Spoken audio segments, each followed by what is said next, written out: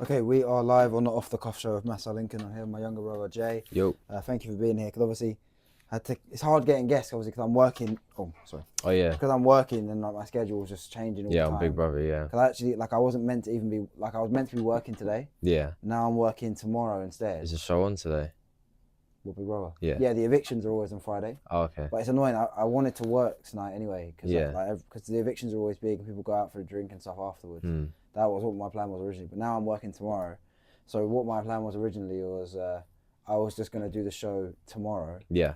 But when I found out midweek it might be changing, I couldn't commit. Yeah. I didn't want to ask people and be like, oh, sorry, I got to cancel. Yeah. So it was just a bit of a mess. But I feel like, I can't remember the last time you were on. Is that when, when Ben was meant to come and then you left with the mic?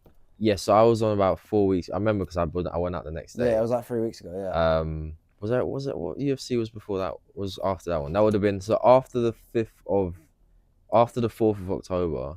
4th of October. So what happened maybe that weekend or the weekend after? It might have been Khalil Roundtree versus... Oh, it was Khalil versus Alex. So that was... Did you watch that fight? Yeah, I did. It was good, isn't it? Yeah. It was good. It's weird because Khalil Roundtree was actually... I think he won the first 2 rounds. I don't know. I don't know about first two. Most people said that he won I agree. Most people won. First one, yeah. I remember. I think he definitely won. In my opinion, he won the first 2 rounds. But I mean, in the end, Alex just turned it on, didn't he? Yeah. But also, yeah. I mean, I think like Alex, you know, he's coming into it with injuries and stuff. He was sick. He didn't have a full camp apparently, and obviously he's been very active. So it's like, while you gotta respect Roundtree, I just think like, you know, if Alex had more time, he probably would have dominated him. So I'd say, I mean, I know it's like hypothetical, but like, I do think Alex just kind of showed him the levels. You know what I mean? Yeah, I mean, he's obviously better and he's bigger Much better, and stronger and stuff. Yeah. But it was a great fight. It was actually quite a decent card. Do you know what though? I think the last UFC card, the one in Abbott, you didn't watch it though, did you? So I didn't watch it because I had to go out. But I did come back and watch all of it though, because I heard it was good. I would say that was even though I knew the results, I had to go watch it. Apart from UFC 300, I'd say that was the best card this year. Yeah, it's been that was. I mean, I can't remember every card. That was unreal. Like that was unreal. Bro, I mean, obviously me and you, before I had to go out, me and you watched, like, we started watching the prelims, and the fight that I did catch was Uruguay against Rebetsky. That was unreal. That was the best. That was the best fight of the night. No, that's the best fight I've seen this year. That was unreal. I haven't seen a better fight. That was such a good fight. Really good. I hope both of them have go far and get to see him again. I hope they both got. I think Rebetsky probably got 100k because he would have got fight of the night, and I think he got performance of the night. Oh yeah, because he won. And Uruguay's eye was just oh my god. I've never seen a hematoma that big in my life. It was so big. Nah, that was scary. That looked like he was smuggling golf balls in there. Yeah, crazy. I know. It's actually mad that he was still carrying on, kind of thing. But that was such a sick fight, man. I don't remember much else from the prelims. Obviously, from the main card, I remember all of it, and it was all really good. Like, the main card was incredible. It was a strange, like Hamzat. Like, obviously, you know he could do that, but I was surprised. I was gonna ask you, like, because I feel like we both felt, a lot of people felt like, you know, Rob is like a benchmark. It's like, okay, now we're really gonna see how good. Yeah, I think Robert Whittaker's Are you surprised by that result? Yes and no, like, because I know how good Hamzat is, but at the same time, because of how good Whittaker is, no one gets him out of there that quick. I'm surprised. I was surprised by it. I genuinely thought the fight would be like this. You see how, like, with Usman, he had control time, but he wasn't able to get him out of there. I felt like it would be a bit like that. So maybe he would have control time, but then I thought the fight would go beyond like 2 or 3 rounds. But then from there, I thought, I wonder what's going to happen, because I felt like the longer it would go, it would be better for Rob. Because I feel like that's like agreed. And Rob's very well rounded. Exactly. I just thought, like, I did not think he would walk in there and do that's ridiculous. How is he went through him? At what point? At what point does he stop and not be able to do that to someone? You know, that's actually a great point. When you mention it, I didn't even think about that, because obviously the Usman fight was a weird one because he took it on short notice. But that would have actually, if I could remember, not that I forgot the Usman fight, but when it came into my consideration, that would have actually been a perfect example of how I thought that fight might have gone. Good reference, isn't it? Because it's like 2 big, very strong, naturally like strong guys who are well rounded. I thought. And they're both good. And Rob's not coming off short notice, which means like, oh man, this is a fight. And they're both good wrestlers as well. I know Usman's a better wrestler. So I wonder, like, I'd love to see Usman with a full camp against him then. Yeah. That's but I think Usman now is. He's too old. You've been saying for a while, ever since you get knocked out and you lost again. The thing is though, like, there's a difference between, say for example, Tony Ferguson, who's not the same fighter that he used to be. Yeah. He's lost 7 or 8, he's lost 8 fights in a row. Yeah. Whereas I know it's coulda, woulda, shoulda, but with Kamaru Usman, obviously he was dominating that fight with Leon. Oh yeah, and he got knocked out. And then the rematch was very close. I think Leon won, obviously, but the rematch was close in my opinion. I still think Leon won. The right guy won. Yeah, but you got a point deducted and still won. Is that close? No, it was a close fight. It wasn't like Okay, it was tight. when the decision was being read. I wasn't like, oh my god, Leon's definitely won. I was like, oh, this could be a draw, or it could go either way, sort of thing. Okay, yeah, no, fair enough. I thought it could have been a draw because of the points deduction. Yeah, but still, whereas I thought Leon won the round. Usman had his moments. The next fight was against Hamza on short notice, and he nearly won that. Like that could have been a draw as well. So it's not like he's not out of it. Usman's not getting blown out of the water. Yeah, no, these are all like very close. Yeah, and also, some people are saying because Bilal was out, and I was gonna say like I was glad I'm on the show this week because Bilal was out, and I wanted to talk about that. It's annoying because I really wanted to see that fight, but so did I. Funny though, I think Bilal would have beaten Shavkat. Or he will beat Shavkat? Because I think everyone sees Shavkat as, I mean, to be honest, I'm guilty of it as well. Like, everyone sees him as this beast. But he is a beast. He is a beast. Which he is. But like, again, we haven't seen him against someone that good, have we? So... Yeah, I mean, Bilal would be the best guy that he's fought. Like, he's on how long a win streak, and it's just then I guess if you are that good, people are always going to say that. I think that sometimes, when you've got someone that people don't particularly love watching, but then you put him up against the right guy, and it's an unreal fight. I think it would have been like that. Same thing with Usman. Everyone found Usman so boring. But then you put him against like Colby. Until he fought Colby. And now nobody. So I felt like if Shavkat and Bilal went up against each other, I think that would have been a great fight. There's no way that could have been boring. What I'd see, funnily enough, I was listening to MVP, Michael Venom Page, speak to Ariel Hawani. I was speaking to him like a day ago or 2 days ago. And he was asking, this is before the fight was cancelled, so I think it was Wednesday. He was asking him, oh, who do you think's going to win this fight? He was like, you know what? I think Bilal's going to win. He's like, oh, obviously, I love Shavkat. Shavkat's a beast, and he's obviously a great wrestler, a great striker. He's actually very well-rounded. But I just feel like if Bilal can go out of that same game plan he had against Leon, put him on the back foot, he could win. And he thinks that he would win. I think if Shavkat won, I wouldn't be like, oh, well, I'm surprised. I think I wouldn't be surprised either way. That's a fight that could go either way if it still happens. It's just more like... I don't think it's as simple. Do you know what? If I was Leon, do you know what I'd be doing? I'd be ringing up the UFC. Yeah, like let me get that because I was actually looking at the rankings, thinking who could get this fight, and everyone except like Madalena has lost their last fight in that rank. Gary hasn't. Oh, and sorry, that isn't booked for someone already. Oh, wait. Sorry, what do you mean? So when you look at the welterweight rankings, yes, everyone has either lost their last fight, and I don't think you should get a title fight really off a welterweight loss. Okay, personally. Yeah. Or they have some, they have a fight like booked that they probably wouldn't come out of. Well, okay, I can't remember who's at the top of the rankings, but Ian Gary is probably number 2, right? He is obviously undefeated as well. Colby's off a loss, I think. But Colby hasn't even fought in like a year. No, you might have beat Masvidal and lost or something like that. He lost to Edwards. Masvidal, then lost to Leon. Yeah. But that Masvidal fight was nearly 3 years ago. Like that was 2.5 years ago. Ages ago. And Leon's obviously lost the title to Bilal. Jack beat Gilbert earlier this year. Sean Brady beat Gilbert a few months ago. But didn't he lose to... He's only lost once, and it was to Bilal. Yeah. But that was 2 years ago. He's won fights since then. He's lost 2 fights. But yeah, to be honest, I don't know what they're going to do because it's a bit of a... I'd love Leon to get it.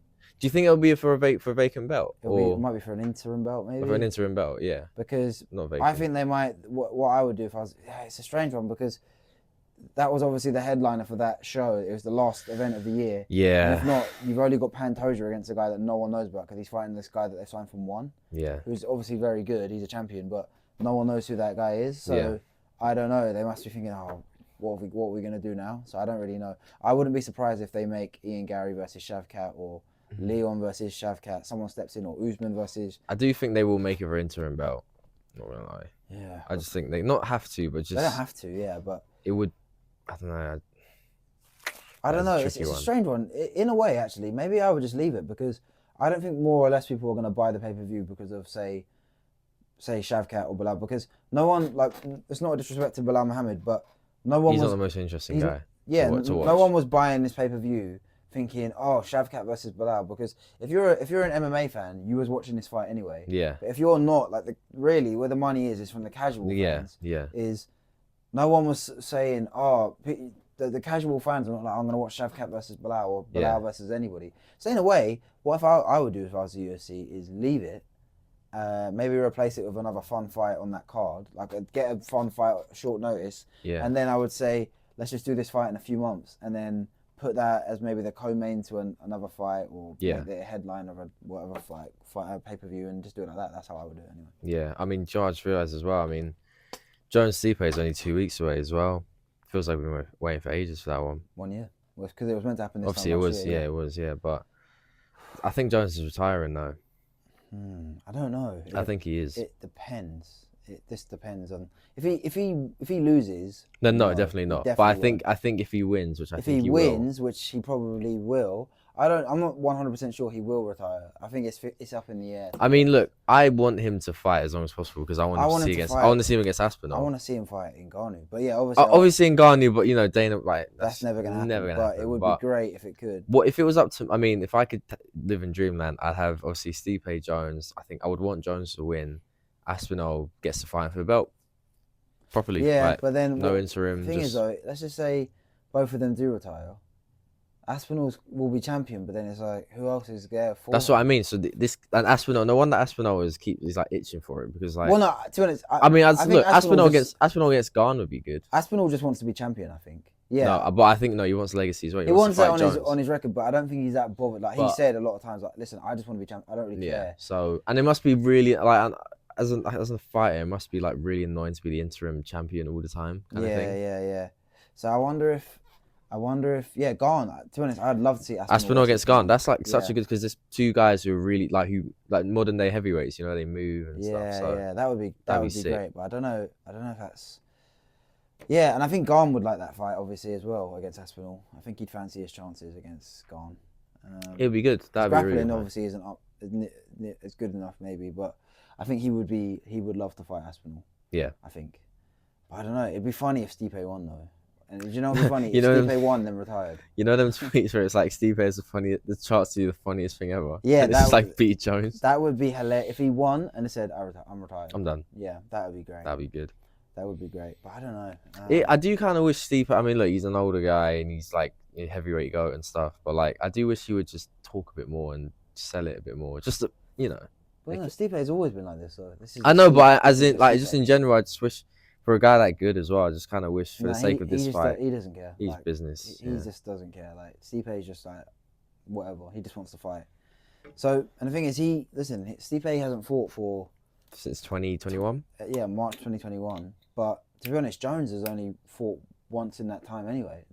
Actually, the last time Jones fought before nearly 2 years Reyes, now. Isn't it? Yeah, he fought Reyes in 2019. 2020, so just before the pandemic. But Stipe in that time fought DC twice and Ngannou, so he's still fought 3 times. Yeah. So let's just say since then, Jones has fought twice, Stipe's fought 3 times. So, and one of those fights was against Ngannou and DC for Stipe. Yeah. So I don't know. It just kind of depends, really. I'm excited. I'm excited to see that fight. I do have a feeling. I mean, look, I didn't even know I was going to go, to be honest. We'll just have to see. I just want it to be a good fight, and I just want this whole thing to just be over, kind of thing. I'm just not almost bored about hearing about it. It's just like, yeah, so another day where it hasn't happened, like, you know what I mean? And then another day where Tom's calling for this and saying, and exactly. Just let it. Do you know what I mean? I do think though Jones is going to. Let's assuming Jones wins, I don't think he's going to. I think he'll do. I actually do think he'll fight Aspinall. Really? Why? Yeah, I just have a feeling that. I think part of the reason why Dana is saying all of this stuff, like Jones is the greatest of all time, and because you think he's going to do what you want. Because I think, sorry. Because you think he's going to do what Dana wants, and he's agreed to it. I think not necessarily that he's agreed to it, but I think he's bigging him up, trying to promote him as much as he can to make this fight even bigger. That's what I think he's going to do. I do think like the pouring honey on him, like he's been doing. It would make sense if he's. Yeah. But do you know what though? At the first, I think Dana actually knows what he's doing, and I'm not, because I think Dana says so much stupid stuff. I think so as well. But I agree with what he's doing because he's getting you talking about it. So the Jones thing, yeah, he clearly. I don't agree with him at all when he's saying Jones is the pound, because he's not. He's not. But I get what he's doing because he's getting people angry and talking about it. Yeah. And so when Jones does fight, not that you need more promotion for John Jones, but that's what's going to happen. And I think when I see stuff like that, I think I think Jones might have said to Dana behind closed doors, "I'm gonna fight Aspinall. Don't worry about it," because If he knew that, That's what I'm saying. That's what I'm if he saying. knew It makes for sense. sure he was going to up and leave. Yeah, it would make sense if that's what's He happening. would just be trying to get in this fight out of the way. Do you know what I Yeah, mean? because like I mean, I do remember like I just feel like I'm going mad or like no Mandela effect. I feel like there's been times where Dana sat on a press conference and kind of not like, almost criticized Jones or just you know what I mean, right? He's done that several times. Right, that's what I'm saying. So like they've had a strange relationship. that's what I mean. So that's why I'm like, He's criticised what's him different now? loads. Yeah. No, nothing's different. It's just that his fight's coming up, So he wants and to. he Yeah, it wants makes to. sense. He's a businessman. He wants And to also, maximize his potential. Like this, there's no way. Like for Dana, I just think that some stuff he says is stupid. Like I mean, he said a few things. I don't even need to quote him. Like you know what I mean about other sport. I mean, he said that thing about football, or in general, just like the whole power slap thing about how it's like harder than this and the that. Ngannou stuff. Like the Ngannou thing where he's making himself look stupid and all that. He's but lying. like, surely Dana does not care that much about pound for pound rankings. Like no, he doesn't. That's what I mean. Like for him to remember, it doesn't really affect him at all. Like he doesn't. He wins every fight, so it doesn't really matter. Like and also, why do you care? Pound for pound is subjective. Exactly. And also the thing is, I do get even though I thing. disagree with what he says about pound for pound, but his argument in a way does make sense because personally, I think it's based on form. It's current. It's current and yeah. For example, I think that pound for pound number one. Topuria, I'd say. No, I would say. I'd say Islam. Oh. Islam for me is the best fighter in the world, and him Pereira's up there. Pereira's in form, but I don't know. I think Topuria beating Vulcan Max is like it is good, but silly. I think Islam is pound for pound. The most dominant, and he's more he's more active, and he's fair enough. And he's not saying that Topuria is not beating. Actually, no, I'm doing crazy recency bias. It probably is. No, that's not. No, actually, Topuria a bit saying he's up there is not crazy at all. I don't think. I think. I personally just think that Islam is the best fighter in the world. I think his skill set is the best. Well, yeah, because actually, I don't think. Obviously, no one's as good a wrestler as him right now. Obviously, unless Khabib in the whole UFC. Yeah. Surely, no one can dominate a fight. Like, no one's. If you were to fight someone, you wouldn't be as like. I think Hamzat's probably a better wrestler. Oh, okay. Well, and I'd say there are better wrestlers. Are they? Are there though? I think Hamzat's a better wrestler than Islam, in my opinion.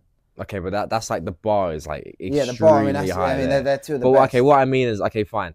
Bar Hamzat, I don't think you go into a fight with anyone else in the UFC. Like, we cannot get on the ground with this guy at all. I don't know. Like, besides Islam and Hamzat. I don't know about that. You know, like I think a lot of people look at Dagestani fight. I mean, Islam's one of the best wrestlers in the UFC and in MMA in general. But I think a lot of people, because of Khabib, look at every Dagestani or Chechen or Russian fighter and they're like, oh, well, we don't want to be on the ground with him. If it was Khabib, I'd say, yes, that is true. But Islam, one of the reasons why I think Islam is the best fighter in the world, he does give you more opportunities to win. Because if you look at that fight with Volkanovski, the first Volkanovski fight, Islam, who I think is a better striker than Khabib and a lot of these Dagestani, Chechen fighters, etc., he'll give you more chances to win because he takes more risk with his striking, and that's why I'd say his wrestling is amazing. But it's not like I get. Listen, I get the point like you're trying to make completely. That's why I would have said Topuria at the start because like, in terms of chances that he gives you to win and whatnot, like I think that Islam being slightly more beatable than the likes of Khabib. That's why I say Topuria. I say he takes risks as well, but at the same time, beating Vulcan Max and the way he fights as well. I love the way he kind of when he makes shots, when he starts striking, he only goes for things where he can actually land. Yeah, I like that. He doesn't waste a lot of. He doesn't waste anything. So that's what I really like about him. So when he does start throwing, and he can really knock anyone out. Yeah, he can. He's incredible. I think as well. I actually think Topuria's best skills are probably his I don't know, his boxing is so good, but I don't know, I feel like we haven't seen the full thing of Topuria's skill set yet, because if you look at it, I think I saw a stat the other day, he hasn't thrown, I think he's only thrown 7 or 8 like high kicks / head kicks since he's been in the UFC, which is nothing, and he's a great striker, not just with his hands, with his feet as well, but we haven't really seen it. And also, when he got signed to the UFC 4 years ago, no one was talking about his striking. Everyone was like, oh, his grappling is incredible, which it is. He's a jiu-jitsu black belt. He's got great wrestling. He's Georgian. So it's like, he's good at wrestling. Yeah. So it's really hard to say. But I love Topuria, man. He's got so much aura. I would say Islam is pound for pound number one, in my opinion. I would like, but it's different because he's only fought once this year. No, he only fought Dustin this year, I think, because he knocked out Volkanovski. Yeah, he's only fought Dustin this year. He was meant to fight Arman last week. I can't wait. But I would say fighter of the year is between Topuria and. Wait, when Pereira. was Topuria Volk? February. This year as well. Yeah, but the thing is. But Pereira just kind of doing like, you know, dominating people. But then the argument for Topuria is that he's had a better competition. And that's personally, I would give it to Topuria because I prefer like higher quality opposition. Not to like disrespect Roundtree. Pereira, listen to me, but Pereira. Well, hold on, Yuri. Two former champions, right? Yuri and Jamal Hill. And Jamal Hill. I know they're not as good as Volk and Holloway, and obviously Topuria was the first guy to ever knock out a guy that's never even been knocked down. I don't count the Gaethje one. No, I count that because even Max said himself that he counts it. Fine. I don't know how it doesn't count, to be honest. It's ridiculous. But yeah, listen, there's a case for both. But I think if you look at the circumstances, not taking anything away from Topuria, but Pereira was injured in pretty much all of these, and he stepped up on short notice every single time. That's true. He's apart from the Jamal Hill one. Yeah. Remember the Yuri one? McGregor pulled out, and then he stepped in on 2 weeks' notice, and then the Roundtree one. So he fights right. He fights. Yeah. I'm blanking. Yuri in July. Yeah. And then. I mean, yeah, that's why. And then he fights Roundtree in October. That's why. I mean, yeah, he's the most. So for me, if Topuria had one more, let's just say he had beaten Volk in February. He had beaten Max in say July. Let's just say, and then at the end of the year, he beat who's the top 45er? Diego Lopez.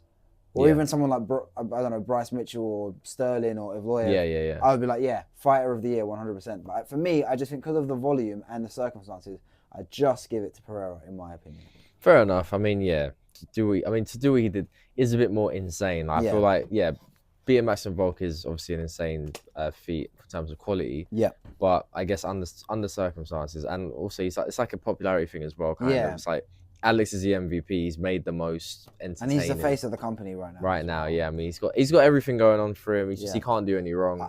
I think the only thing that I if you want to be hypercritical about, say, Topuria, the only thing that you could take away from the Volkanovski one, he got brutally knocked out a few months before. Yeah. So he fought Islam so I guess you could say short notice. Yeah. And he got brutally KO'd. I'm not saying that obviously you can't do. I think he would have beaten Volkanovski anyway. anyway. I know what you mean. But I would have loved to have seen Volkanovski in that fight without sort of being knocked out before. Yeah, do you know what I mean? So we'll never know, kind of thing. Yeah, it's a shame. What do you think they should do next for 45? Do you think they should give Volk a rematch? Or I do think Volk deserves it next. He does, but so I think they give it to Volk, and then I think. Would you say Lopez has done enough for a title shot, or do you think he should get through Max? Has he fought Max? He hasn't fought Max. So do you think he should get through Max to get it? I think Max is going to go up to 55. So I don't think we're going to see Max at 45 anymore. But yeah, I think that would be... If he beat Max, then yeah, obviously... So maybe... Okay, fine then. Volk, next rematch. And then whoever wins that, I guess Lopez. Yeah, because I kind of think... Okay, so Topuria has fought February and then October. And he's just had a kid. So I think he'll be out for, let's just say 6 months from now. Yeah. Which is like April, May. Yeah? So Volk's probably thinking, yeah, he'd rather fight him. Volk has basically said, okay, I'd like to fight him in whether it's Madrid or Australia. They're going to UFC's going to Australia in February then.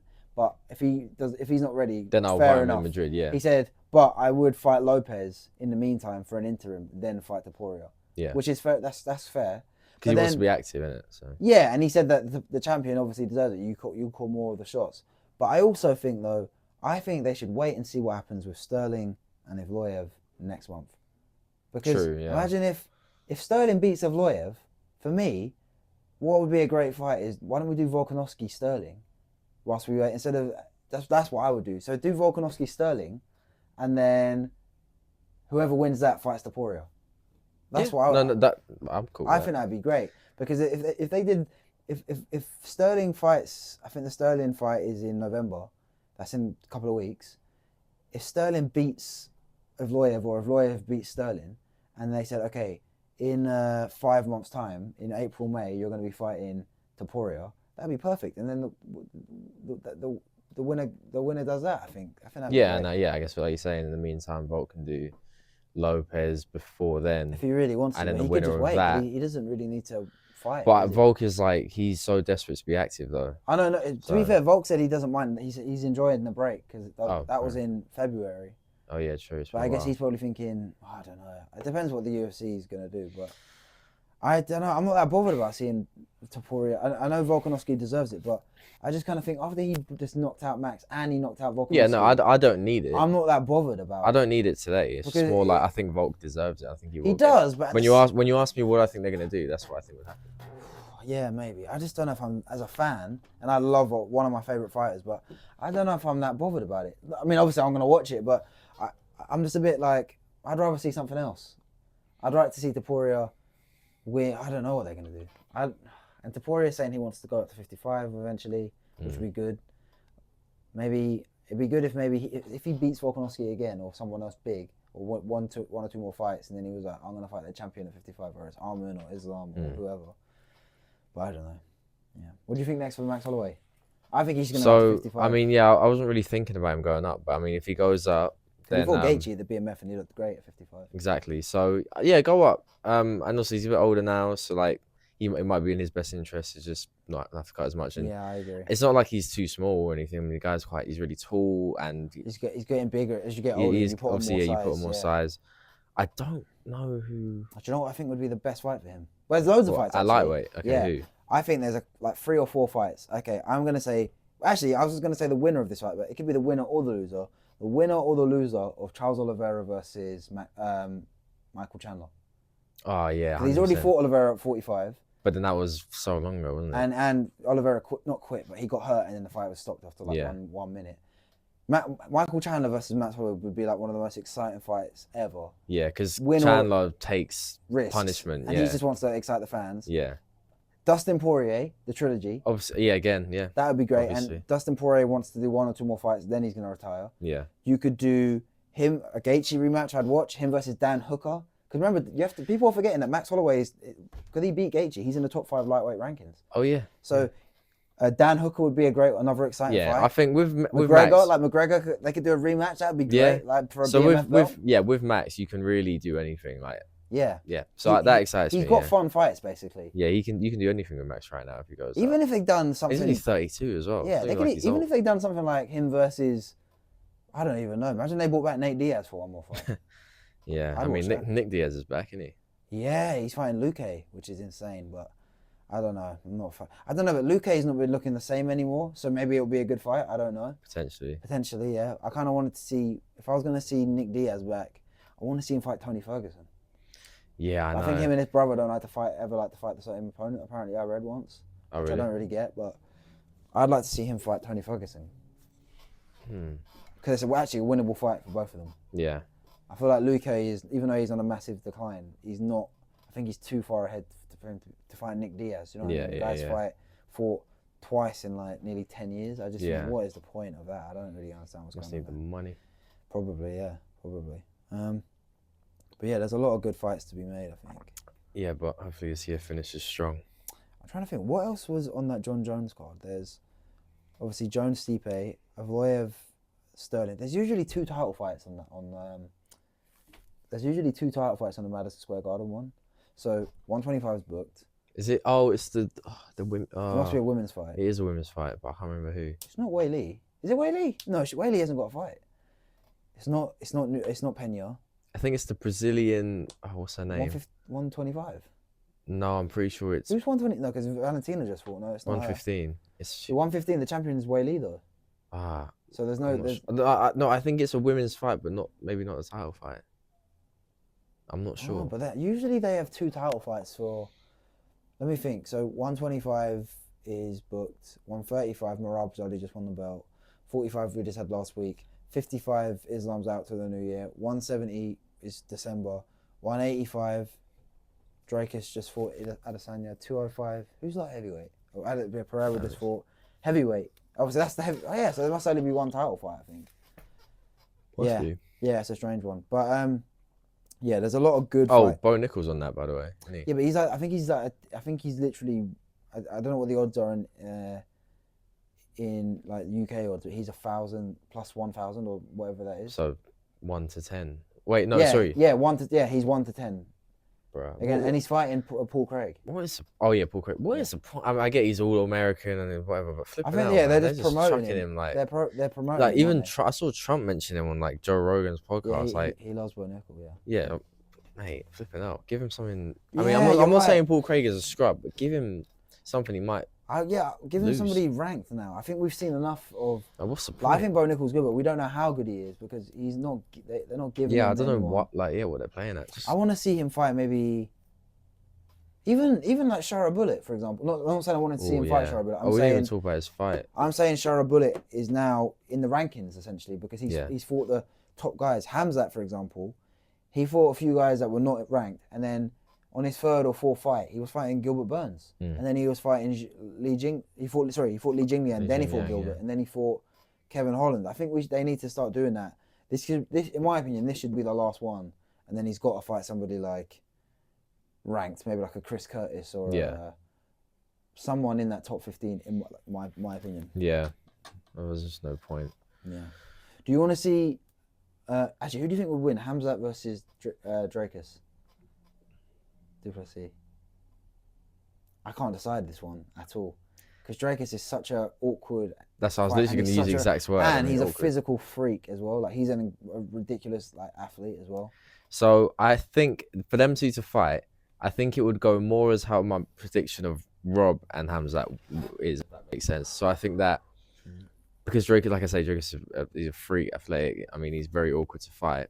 I think that I do think that no matter who you are, like again, it might be too early in his career to say it, I don't know, but I feel like he's done enough. No matter who you are, Hamzat will get you down at some point. It's just whether he can keep you there, basically. I think that he will get him down. I think he'll have control time and he might win a round, like he'll win rounds that way. But the longer the fight goes on, I think it's better for Dricus. And in general, I just think that whoever Hamzat fights from now on, it's going to be like whenever it goes long, it's better for his opponent. So I think it would go. I think it would be the longest fight. I mean, all the fights are short, so forget that. But like, I think that he's gone to the distance twice. Oh yeah, true. Actually, you're right. But nah, I think. Do you know what though? I get what you're saying. I would go. I'd probably bet on Hamzat for the sake of it. Yeah, but like, honestly, he would be the favorite. But I wouldn't be sure. I wouldn't be sure of anyone. Way. I wouldn't bother saying like, yeah, definitely. That's another thing. Like people talk about Hamzat. I don't think his cardio is bad. What I think is that he just goes. He's just gung ho. Yeah, no, I just think he charges and he his attacks. His cardio isn't bad at all, but he's so. But I do think though, in terms of experience, I know like the last fight was short, but I genuinely think he was mentally prepared to go longer. I think 100%. Like I just think, I mean, I know people might just say it's not really related, but with him being so relaxed in the fight week and with him just being in general a lot more relaxed and just calm, I do think that he's mentally a lot more mature when he's in there. Yeah, no, personally, that is true. I think especially for me, it was the Gilbert Burns fight. I think. Yeah, because his coaches are screaming at him like, "What are you doing? Like, why are you brawling?" Essentially. Yeah, and he's just to show that he was kind of tough, kind of thing. Yeah. And when he didn't need to, and I think he's learned a lot from that. Yeah, and like I was saying, I don't think his cardio is bad at all. I actually think his conditioning is pretty good. Yeah.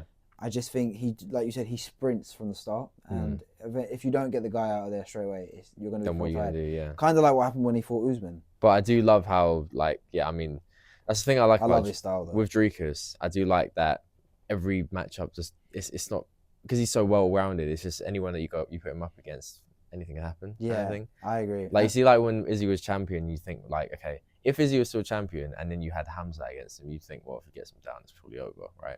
Yeah. But with Dricus, it's just because he's a bit better rounded. Genuinely, I don't know what's gonna happen. Yeah, and he's really strong physically. And that guy is a beast. And he's got power. He's good everywhere. He's won submissions. He's knocked out he knocked out Whitaker. He knocked out. He's knocked out a few. He's got heavy hands. Like he's big. He's as well. A big guy. Like it always amazes me when fighters like who are that tall are also pretty muscular. Yeah, like his physique is like insane, ridiculous. Like just crazy genetics. I think.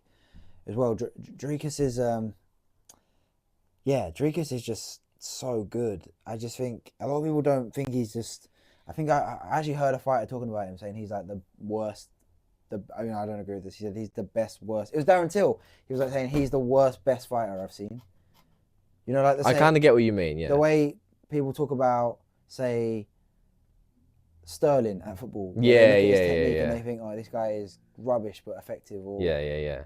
basically, I know what you that's what mean. people in fighting will say. They'll look at the way he throws a jab or something, and it's just not A bit textbook at awkward, all. yeah. Yeah, awkward. Whereas I disagree with that completely because I just think if it works, it works. Yeah. And yeah, I think he's just Yeah. really, really I mean, in general, in sports, I can't stand when someone has good aesthetics, but they're not very good. What do you mean? As in, they might look like beautiful and elegant when they do what they do, but they're just not very effective. Like, what's the point? Oh, I see what you mean. Dricus Yeah, is like the opposite of yeah. that. So He like, doesn't yeah, look the best a good when he example moves. of that would be, say, Usman Dembele. He's so technically brilliant. Actually, but he yeah, I would doesn't. say He's that. just not effective. He doesn't get goals. He doesn't get assists. Yeah, Doesn't really beat his man. He doesn't ever put crosses in. yeah. For me, he is just. Fair enough. I mean, So I like them. I technically- like Dembele, but I I know what you don't mean. like. He's so technically brilliant, but he's just not effective at Yeah. all. Whereas you can get some players who are very effective, who are very skillful. Say, for example, Riyad Mahrez, technically just as good as Sayed Dembele, but he actually had goals and Yeah, and he was assists, and he would effective, yeah. score free kicks, and he would actually get crosses I in. miss Mahrez. I He mean, was they've incredible, literally yeah. got his regen now. They've got Savinho, who I think is He's unreal. not as good as him. He's not as good, but he's unreal. I mean, He's no, he's good, only yeah, but that guy's 20 It's years hard old. to say how good players are at Man City, in my opinion, That's true. because the system is so good. It's like It's hard to say. because true. You're this you're up guy- against every team that you play against is knackered whenever you play for City. Yeah, that's Fair partly enough. true of it, but it's just because they've got so much quality. It's hard for you to say, oh well, they're brilliant. Because sometimes when you see guys leave Man City when they're still young or not still in their prime, they're not as good. Yeah. Because the system is sort of not protecting them, but it shows you how good they are. And I think you see it as well with a lot of top players for Man City for international duty. They're not like amazing either. I guess it's talking about like Foden and that. But I guess it was good. I don't know. The Thing is, I like. system for Foden for England's just not been great. Yeah, it's really. I just don't not the know same. why. But I think, I mean, yeah, a good example, I guess, would be like Palmer, who left, literally couldn't get in their team, but has been arguably the best player in the Yeah, Prem. to be fair, Man City wanted to keep Palmer, but they just couldn't because he was like, I want to leave. I want to play, yeah. Yeah, but whereas I don't know. It's a strange one. Who do you think's going to win the league then? Liverpool. You actually think we're going to win the league? Sorry, no, my bad. I'm still stuck in last year. So I think City will do it this year. Before the season started, I actually was thinking Arsenal, but I genuinely just don't think that. They haven't had a great start, have they? Like, they also, I mean, they've been hit with injuries and stuff, but I do think it is City or Liverpool. I'm going to go with City just because they're just so strong, especially in the run-in. And they haven't even been that great this year. They haven't been amazing as well. They're still top. Yeah, and but I would, from this point, to be honest, it's really just out of Have they for me, it's played out of any of two the big teams. teams? Like They drew with Arsenal 2-2 oh yeah, at home. And they haven't played Liverpool, Can't wait for that. So and they haven't played. Have they played Chelsea? first game of the season, we beat us 2-0. Oh yeah. And obviously United. Okay, but United don't really. They haven't played United. Have they played Spurs? No. No, they haven't. So it'd be interesting. This weekend they lost to Spurs in the cup, but I'm pretty sure they're playing them in the league this week. Are they? I'm pretty sure. No, I don't. Oh, no, sorry, they're it's playing Bournemouth. They're playing Bournemouth. Sorry, I'm bugging. It might be the week after. I don't know. I'm not I sure. don't know who. Yeah, I don't know who they are playing, but yeah, it's going to be a weird one because I think Liverpool, for example, if Liverpool had beaten Arsenal, they'd still be top Yeah. last week. So I don't know. My thing at the start of the season was I thought Liverpool would probably finish top 4, but now because we've had such a good start, I was like, we need to win. We should go and try and win the league. I think Arsenal are not. I've never, to be honest, I've never rated Arsenal that highly. I think they rely a lot on Saka and a lot of their top players like Odegaard, and I think when they get injured or when they're tired at the end of the season, they always hit like a wall, in my opinion. Yeah, I mean, Saka plays us. I mean, it's a shame because as They much as need some more I love top Saka, players. but like you can't keep playing someone that young every minute of every Well, that's season. what happened to Rashford, and now he's kind of declined, in my opinion. He's 27 now, that guy. Crazy. Which is still young. Young, but like it's just I still feel like he's like a young and upcoming player. That's my point. But I think they overplayed him for Man United when he's played every game basically for the last 8 years. Yeah. And it catches up with you. You're going to decline. Yeah. And I think Arsenal do that same thing where they don't have a big enough squad. Because they really don't have depth. They really don't. At Like all. if Saka didn't play, like they put Sterling out there, like Yeah, they haven't got enough depth, and I think that's why they don't compete I'm not obviously. I know Man City have got the best squad and they've got all the money and stuff, but at the same time, it's like even Liverpool have got say Like Diaz, Gakpo, and all these guys. For centre mids, you've even got McAllister's on the side, but then you've got Jones, who's actually been playing well now. Yeah, You've got players like you've got Endo, and then and up front you've got Nunez. Jota's not playing. City's squad actually is not as good as it was because it's not the depth is not there like it was. I know they've still got a good squad, but if you look at say their bench these days, it's not really that good anymore.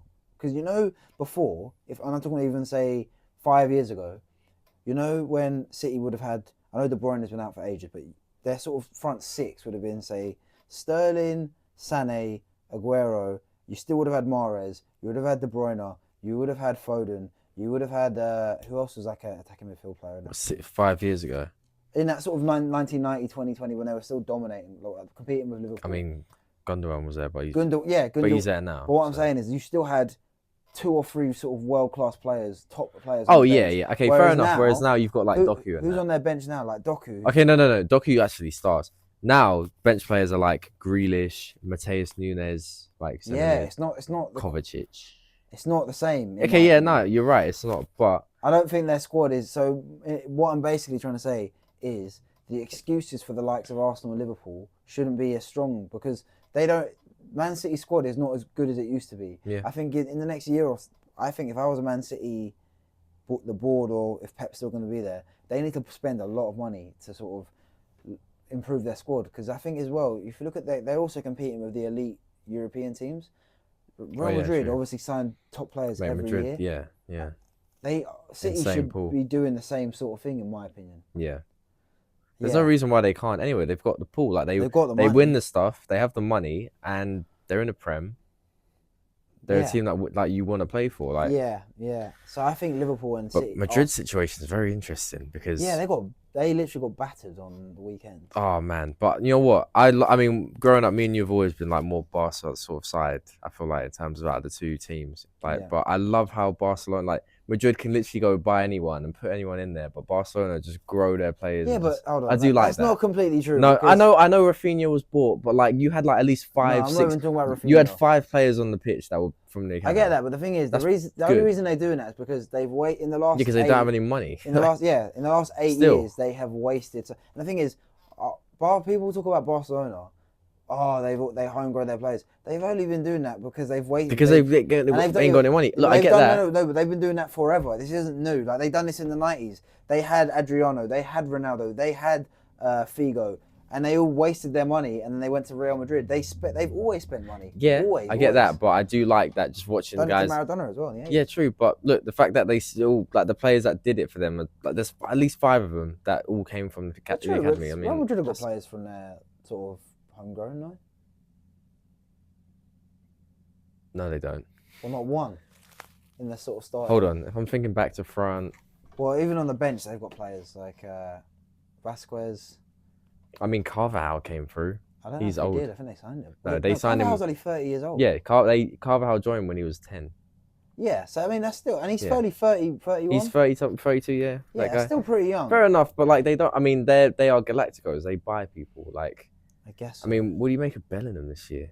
I mean, I don't watch La Liga, so I can't really say. But like, okay, just in general with his stats, he hasn't scored yet.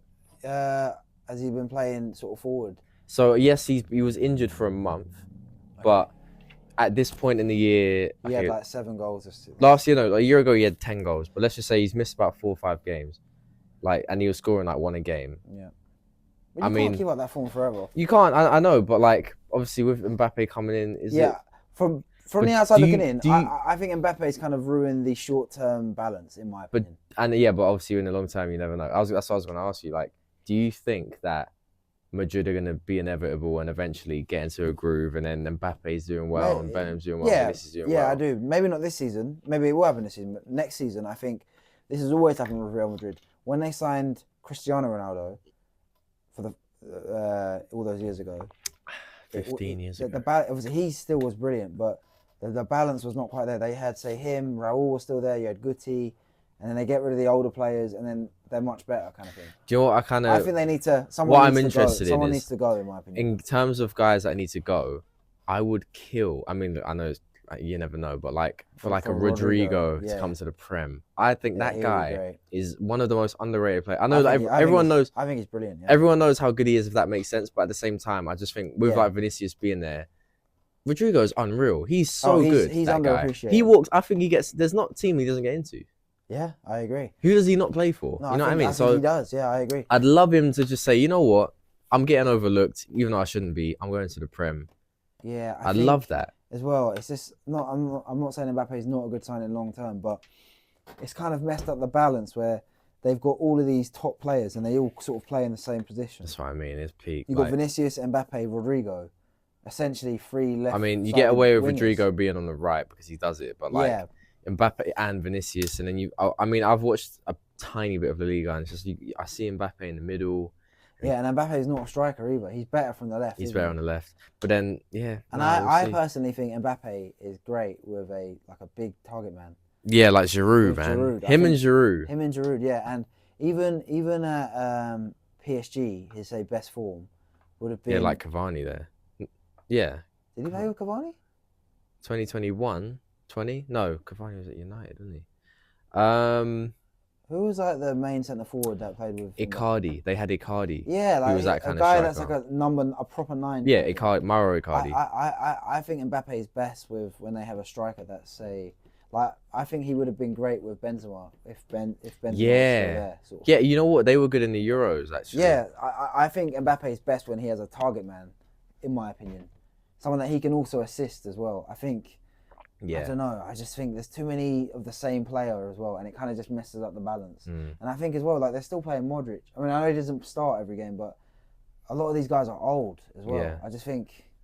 I've also with Modric as well. Like, I know he's just a bench player. I know he comes on. yeah, like they've got and centre Kroos mids, is gone, but Kroos is gone. but as they've well. got the thing is with Madrid, like their midfield is actually really extremely good now. I No, mean, it is. Yeah, they've got Arda Güler. I love that guy. He's a kid as well. Like, Yeah, he's 19. Yeah, and he's kind of like for Turkey. He was playing sort of wide forward.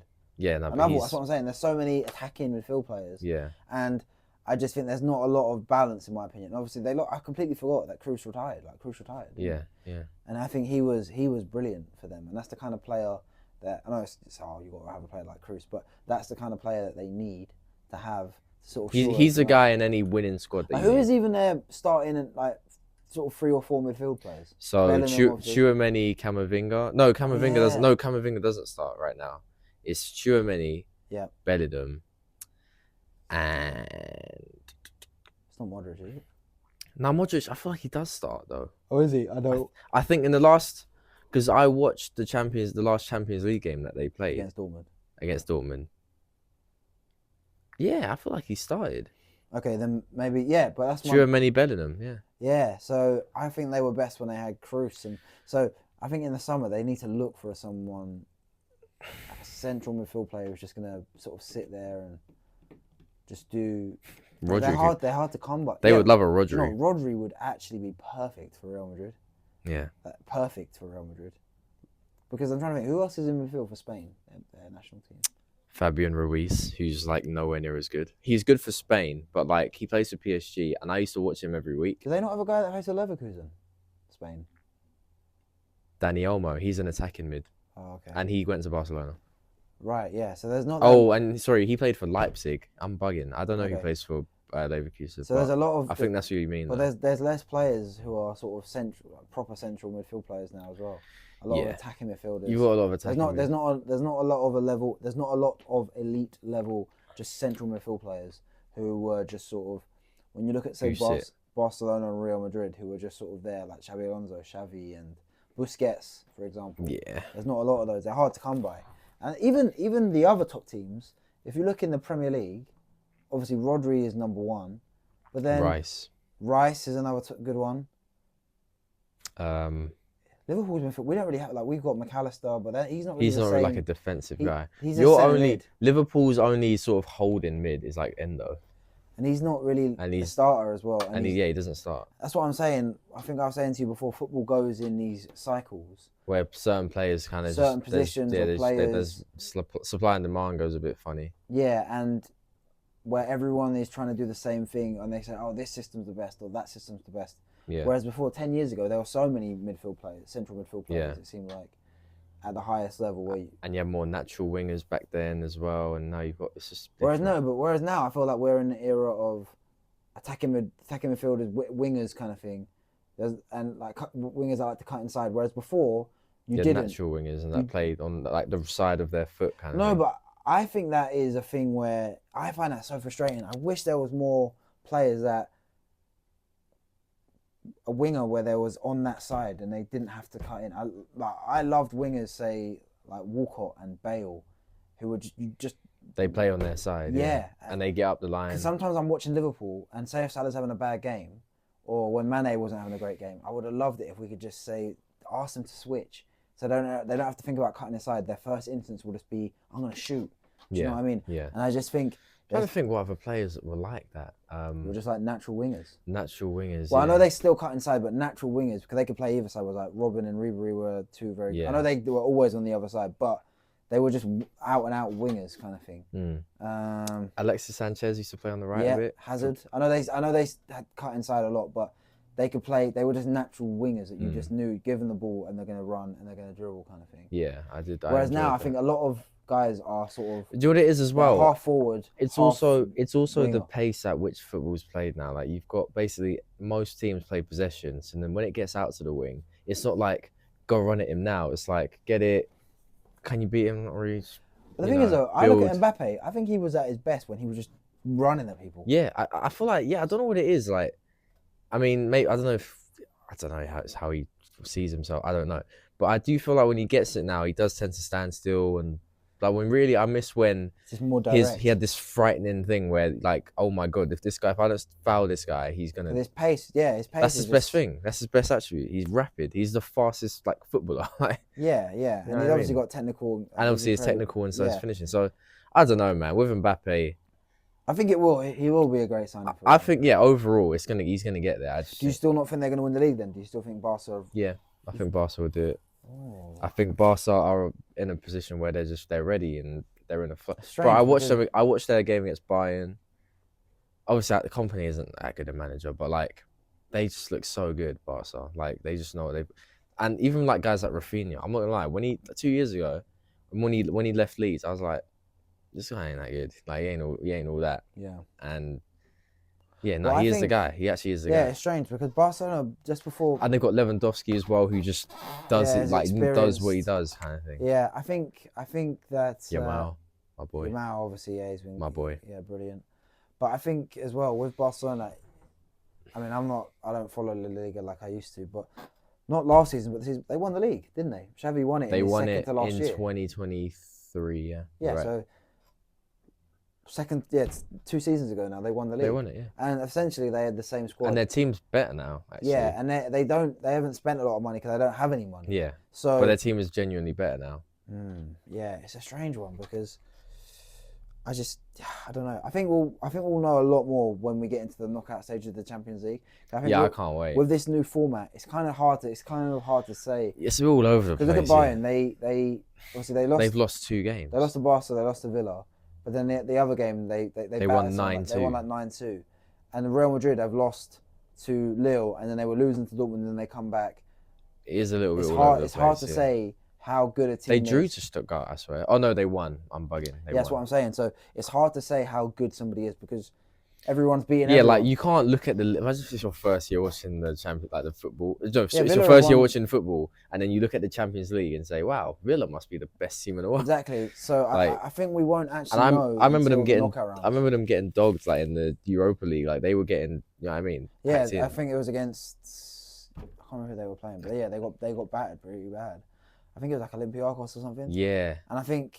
It's hard to say until we get to the knockout round. I'm not even really following the Champions League, and I can't be bothered to watch it. I mean, obviously, yeah. So it's weekdays, so we're busy and stuff. So like, I'm not like when I'm there, I'll watch it. I'll just pick the best game. No, but I'm not too concerned until we get to the knockouts. I'm not bothered because even Liverpool, my team, I'm just like, well, we've already won the first 3 games. We're going to go through. I know we're going to go through.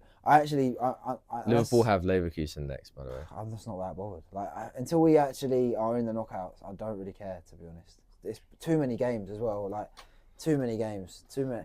And I'm not complaining about the players. Oh, I feel bad for the players. I just mean for the fans. It's just like there's a Oh, lot great. going on. And It's hard to get FOMO when there's like 50 games. And also as well, when you've won the first few games, teams are going to cruise and be like, well, we're through. We know we're through. If Liverpool win or Villa win 2 more games, they're through. They're done. Yes. Yeah. All right, we've got 30 seconds left. That first hour flew by. Oh, yes. Only hour flew by. But yeah, we'll be back next week. I think I'm off work on the Friday, so I'll try and get a guest accordingly. But obviously, I don't know when I'm working and stuff. This has been the Off the Cuff show with Masai Lincoln and my brother Jay. Yeah, we'll do it again next time. Thank you. We'll do it again. Thanks.